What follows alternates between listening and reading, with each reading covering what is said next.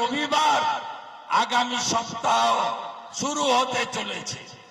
আপনারা দেখবেন, আমি বলবো না বিস্তারিত, আগামী সপ্তাহের শুরুতে এমন একটা বোম পড়বে, তৃণমূল বেসামাল হয়ে যাবে।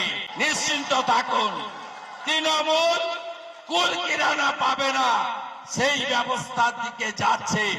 অপেক্ষা করতে থাকুন। গত কয়েকদিন আগে নরেন্দ্র মোদীজি জলপাইগুড়ির ধূপগুড়িতে বলেছে যে আমার এই কার্যকালে আমি তৃণমূলের অর্ধেক চোরকে জেলে পাঠিয়েছি, বাকি অর্ধেককে তৃতীয়বার প্রধানমন্ত্রী হওয়ার পরে জেলে পাঠাবো।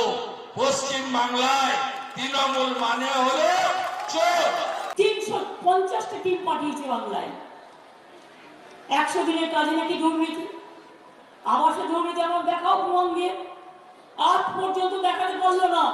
আমি এখনো চ্যালেঞ্জ করে বলছি, দেখাও বাংলা, বিহার, গুজরাট আর মহারাষ্ট্র 4টে স্টেটের রিপোর্টে শ্বেতপত্র প্রকাশ করো, এবং এই যে রিপোর্টে আমরা দেখিয়ে দেবো বাংলা করেনি দুর্নীতি, করেছে বিহার, করেছে উত্তরপ্রদেশ, করেছে মহারাষ্ট্র। তাদের কাছে জবাব চাও। কই তাদের টাকাটা বন্ধ হয়নি? বাংলার ব্যাপারে সব বন্ধ।